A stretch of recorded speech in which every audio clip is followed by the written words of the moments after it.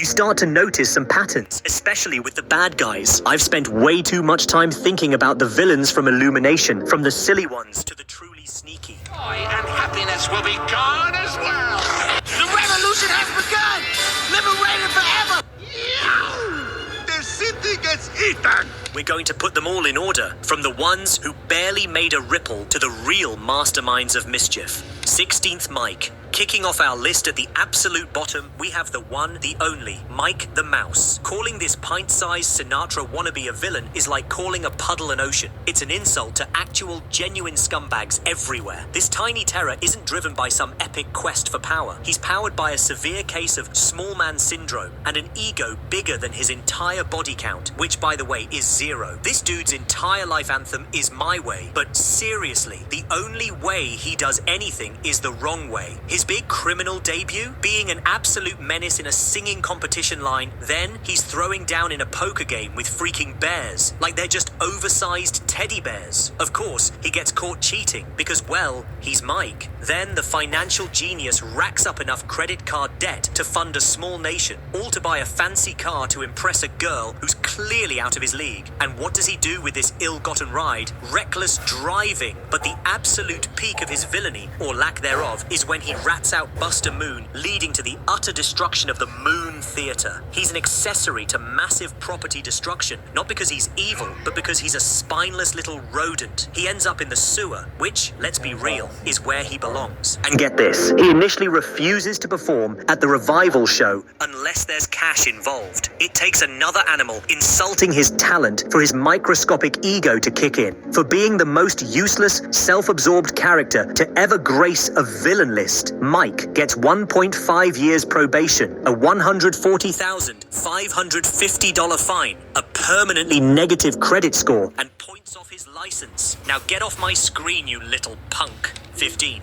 Sergey. From one bottom feeder to another, let's talk about Sergey, the guy whose entire personality is just shouting in a bad accent. This dude is the poster child for B-list villainy, a walking, breathing what not to do for aspiring bad guys. He runs the Sergey Circus of Fun, which, spoiler alert, has absolutely 0 fun and 100% misery. Sergey's crimes aren't some grand master plan. They're just plain nasty. We're talking animal cruelty on a whole new level. This is active, malicious torture. He's whipping a terrified white tiger cub and threatening to turn him into a rug. A rug? Who even thinks of that? That's creatively psychotic. His whole operation is sketchier than a back alley tattoo parlor. We've got an illegal circus, straight up animal trafficking, and even dog napping. And don't even get me started on the workplace harassment. He yells at his human staff just as much as his animal prisoners. This guy's an equal opportunity monster, folks. He's got no charm, no wit, nothing. His only friend is a scared little monkey. This dude is the kind of villain that makes other villains cringe. He's less of a criminal mastermind and more of a grumpy, abusive slob who somehow stumbled into owning some exotic animals. His big plan to get his tiger back? Just brute force his way through. No genius, no strategy, just Neanderthal rage. And the grand finale? He's taken out by a cat lady who hits him with her car twice. It's a humiliating, pathetic end for a humiliating, pathetic man. For his disgusting catalogue of cruelty and his utter lack of ambition, Sergey gets 5 years in prison,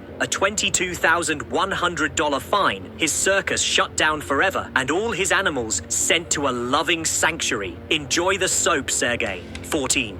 The Grinch. All right, moving up the ladder of larceny, we have a true legend of the game, a household name in holiday-hating, the Grinch. Now, before you start yelling, but he turned good, let's rewind that holiday tape. For 53 years, this dude was basically the king of being a grumpy hermit. His backstory? Oh, boo-hoo, I was an unloved orphan. Yeah, well, lots of us had rough childhoods, Grinch, but we didn't try to cancel Christmas for an entire town. This was the heist of the century. We're talking a meticulously planned, brilliantly executed conspiracy to swipe an entire holiday. His only accomplice, his poor, innocent dog Max, who was clearly forced into indentured servitude and suffered the ultimate indignity, an antler glued to his head. Animal cruelty, Grinch. He hit 168 houses in one night. He committed grand larceny on a town-wide scale, snagging presents, decorations, food, and even the last can of Who Hash. Then he pulls the ultimate disguise stunt, fooling adorable little Cindy Lou Who with a shoddy Santa suit, which, let's be real, is basically child abuse through emotional manipulation. He was literally about to dump all of Whoville's joy into the abyss, but then he heard them singing,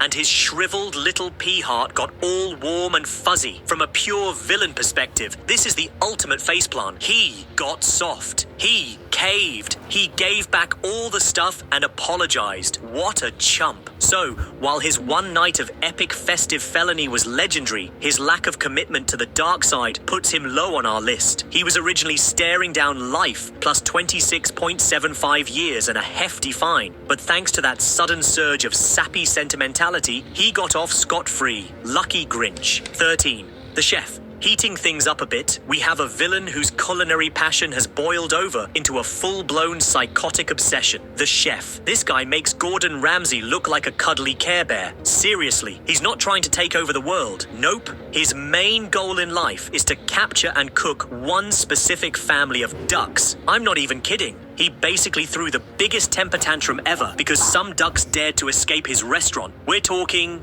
workplace harassment and straight up assault on his own employees for not chopping veggies fast enough. But when those mallard ducks decided to fly the coop, this dude went full on psycho. He got his hands on a military grade chopper, a custom, tiger-shaped, searchlight-equipped, net cannon-firing beast. Where does a chef even get that? He then used this illegal war machine to chase ducks across the entire country, causing reckless endangerment for literally everyone. But wait, it gets even wilder. He finally corners the duck fam and tries to skewer a child with a giant roasting fork. A kid with a fork! This man was going to make duck kebabs out of a baby. Absolutely barbaric. His downfall. He gets pelted with produce and ends up dangling from his own out-of-control helicopter.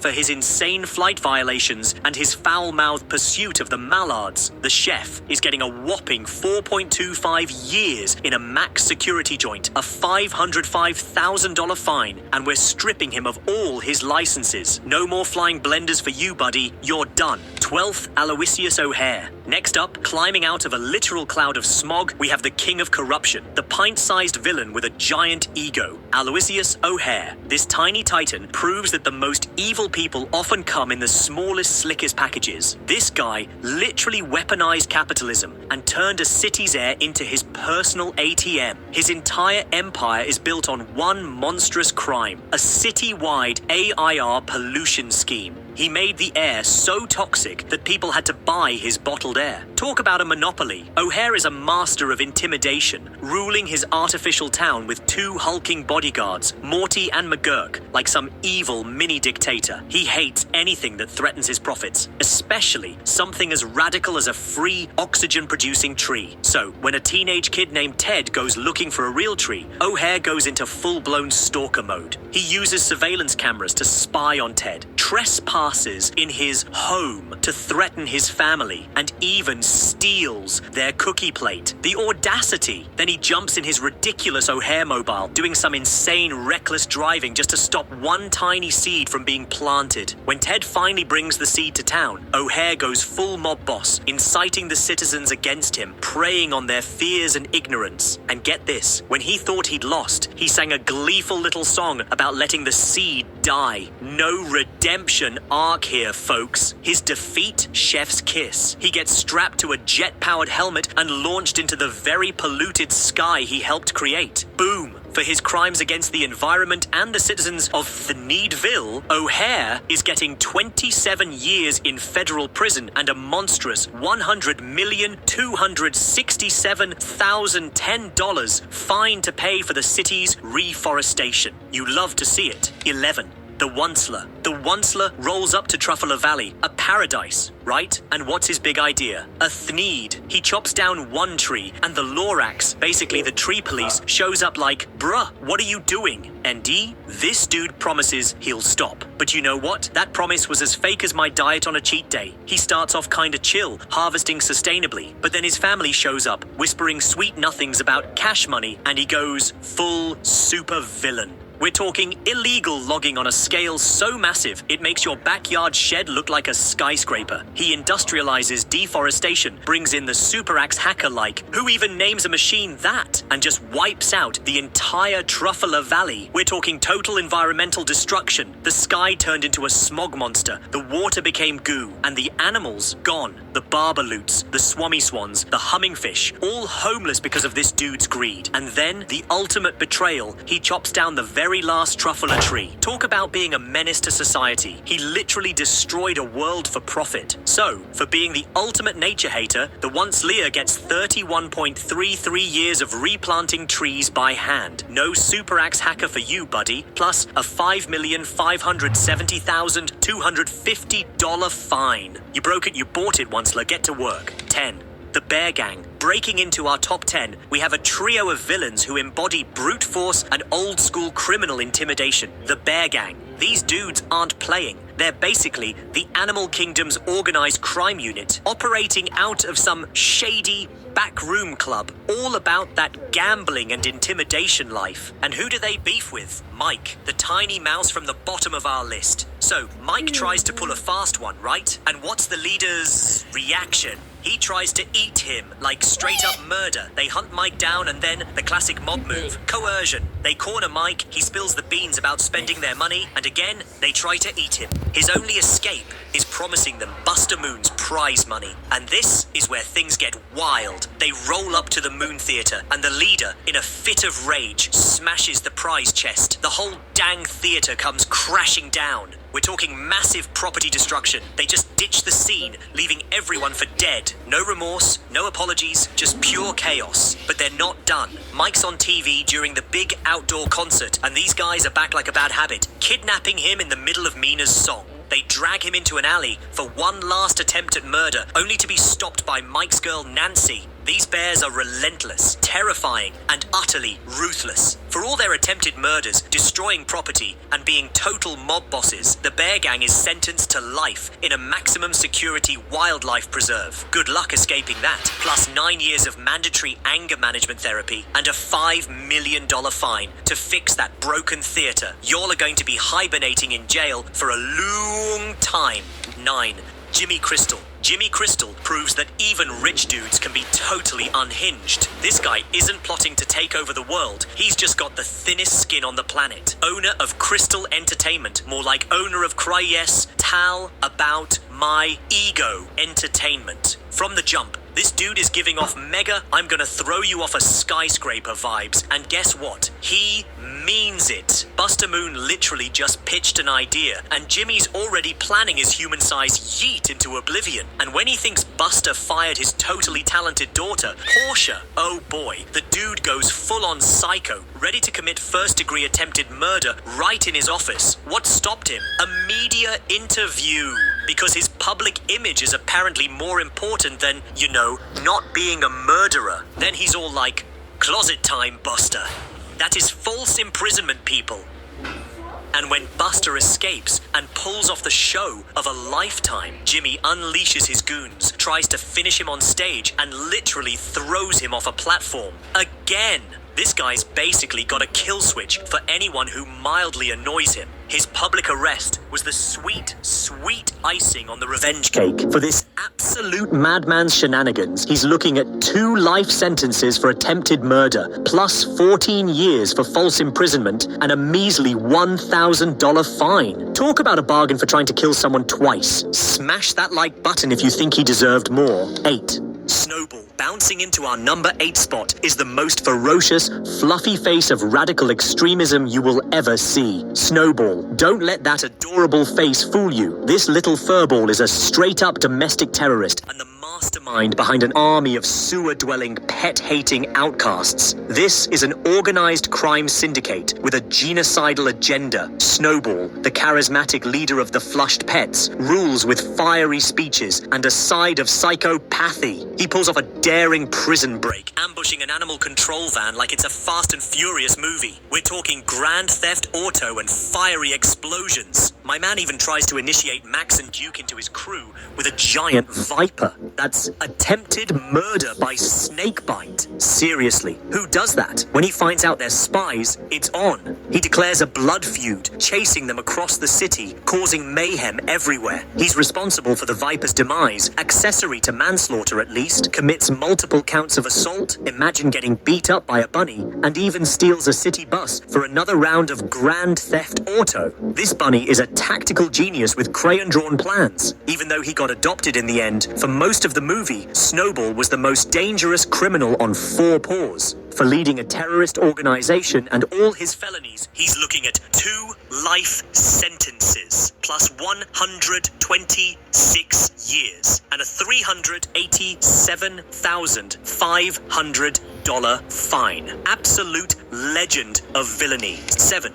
Carlos, a villain whose ambition is as big as his Napoleon complex, the feathered fiend of Easter Island, Carlos. He was the Easter Bunny's second in command for 20 years, stewing in his own bitter bird juices, just waiting to pull off the ultimate betrayal. High treason. He saw the bunny dip out and was like, my time to shine. And when some random human named Fred shows up, Carlos frames him for murder with a roasted turkey. Then he declares martial law and rounds up all the rabbits for mass false imprisonment. Seriously, this chick's got issues. But wait, it gets better. The Pink Berets try to stop him, and he just neutralizes them with weaponized chocolate. That's right, he turned your favorite snack into a weapon of assault. Then he ties up the Easter Bunny and Fred with licorice and tries to execute them in a vat of boiling candy. That's 2 counts of attempted murder with a side of creative diabetes. But his ultimate crime, the one that makes my blood boil, he tries to ruin Easter by replacing all the good candy with birdseed, dried crickets, and worms. That's a straight-up violation of food safety laws and a war crime against joy. He steals the egg of destiny, turns into a muscle-bound chicken bunny freak, and for all this chaos, he gets the death penalty, plus 3 life sentences, plus 188 years, plus a $300,000 fine. And his new job? Pulling the egg sleigh for life. What a loser. 6th Vector. Victor Vector. Perkins is the perfect storm of genius-level intellect and cringy, awkward nerdiness. He might look like he spends all his time in his mom's basement, but his criminal ambitions are literally out of this world. First, he pulls off the ultimate flex. Grand larceny of the Great Pyramid of Giza. Yeah, you heard me. He stole a pyramid and replaced it with an inflatable one. But that was just his warm-up act. This dude was planning to steal the moon, not a toy moon, the actual moon. That's a crime against physics, romance, and literally every werewolf on the planet. He steals the top-secret shrink ray, not once, but twice, just to flex on Gru. His lair is a paranoid genius's wet dream with spring-loaded boxing gloves and a live shark in his living room floor. Talk about animal cruelty, my guy. But then, he goes full villain mode. He kidnaps Margot, Edith, and Agnes from their dance recital. That's child abduction. He tries to ransom them for the moon, and when Gru delivers, Vector proves he's got zero honor, refusing to release them and firing missiles at Gru. That's straight-up first-degree attempted murder. This spoiled, arrogant, orange jumpsuited menace gets what he deserves. 3 life sentences plus 86 years, chilling in a low-orbit penal colony on the very moon he stole. Direction and magnitude, my friends. Oh yeah, 5. El Macho. Exploding into our top 5 with the force of 250 pounds of dynamite is the legend, the myth, the manliest villain to ever grace the screen. El Macho. This dude didn't just walk away from his villain career, he faked his own death by riding a shark into an active volcano. That's a lava-soaked, shark-chomped, totally metal exit strategy. For 20 years, the world thought he was a charcoal briquette, but nope. He was just chilling, running a successful Mexican restaurant called Salsa y Salsa. Talk about the ultimate deep cover. Who suspects the guy serving you enchiladas of plotting world domination? But plot he did. This absolute madman masterminded the grand theft of a secret lab and its super secret, super dangerous PX-41 mutagen. How'd he do it? With a giant magnet-shaped aircraft, obviously. And what's his grand plan for this glowing purple goo? He starts mass kidnapping, Gru's adorable, banana-obsessed minions, turning them into indestructible, hairy, purple killing machines. This is a biological, weapon-wielding, minion-mutating global threat. He's a terrorist, a mad scientist, and a strategist all rolled into one, with enough charisma to try and recruit Gru back to the dark side. And when Gru says no, he straps Lucy Wilde to a TNT-laden rocket aimed at the same volcano. That's attempted murder, folks. For his world-conquering, minion-destroying antics, El Macho gets a whopping 7 life sentences plus 99 years plus a $201,000 fine. Oh, and the ultimate savage blow. He has to eat store-bought guacamole for the rest of his life. Ouch. 4. Balthazar Bratt. Dance fighting his way into the number 4 spot is the living embodiment of a midlife crisis. The 80s obsessed agent of chaos, Balthazar Bratt. What was his ultimate downfall, you ask? His wildly popular 80s TV show Evil Brat got cancelled when he hit puberty and his voice started cracking. That's it. Not world hunger, not a supervillain rival, but a case of teenage acne. So he decides to make the entire world pay for his fallen stardom, specifically Hollywood, because you know, terrorism is the only logical next step. This dude is a master thief and a technological terror, armed with an arsenal of 80s-themed gadgets that are as ridiculous as they are deadly. We're talking sonic keytars, weaponized Rubik's Cubes, and rapidly expanding bubblegum. His first big score? The grand larceny of the Dumont Diamond, the largest diamond in the world, which he then uses to power a giant robot replica of himself. Seriously, a giant robot with a mullet. He then unleashes this colossal monstrosity on Hollywood, causing billions in property destruction and planning to lift the entire district into outer space with his indestructible bubblegum. That's attempted murder on a city-wide scale. But Bratt's villainy gets even more personal. He disguises himself as Lucy Wilde. Talk about identity fraud. Then kidnaps Gru's 3 adorable daughters and holds them hostage. That's straight-up child abduction. This delusional, narcissistic man-child gets 2 death sentences, plus 3 life sentences, plus 181 years, plus a $40,000 fine, and his precious keytar confiscated. You go, Bratt. Right to jail. 3. Scarlet Overkill. Coming in hot at number 3, it's the fashionista of felonious acts, the queen of the comeback. Scarlet Overkill. Yo, this woman didn't just break the glass ceiling, she shattered it with a stolen diamond-encrusted hammer. She literally built an empire of evil from scratch, making every other villain look like they're still playing with building blocks. Her ultimate goal? Oh, just a casual bit of high treason. She wants to snatch the crown of St. Edward and become the Queen of England. Talk about a hostile takeover. And get this, when she hires the minions, she tells them a bedtime story, implying she'll brutally murder them if they screw up. That's not a lullaby. That's a death threat, wrapped in a fairy tale. Then, when Bob accidentally becomes king, classic minion move, Scarlet's jealousy meter goes off the charts. She tries to murder her allies for stealing her spotlight. Even after she gets the crown, she's not satisfied. She throws them in a dungeon for some good old-fashioned false imprisonment and torture. But her most unhinged moment? When those adorable yellow chaotic agents accidentally drop a chandelier on her, she retaliates with a weapon of mass destruction. She launches a nuclear lava missile at Kevin and the entire minion tribe. That's attempted mass murder. She was willing to wipe out an entire species because she got a boo-boo. For her high treason and attempted genocide, Scarlet Overkill gets the ultimate combo meal. Death, plus 3 life sentences, plus 102 years, plus a $27,550,000 fine. Second bell bottom.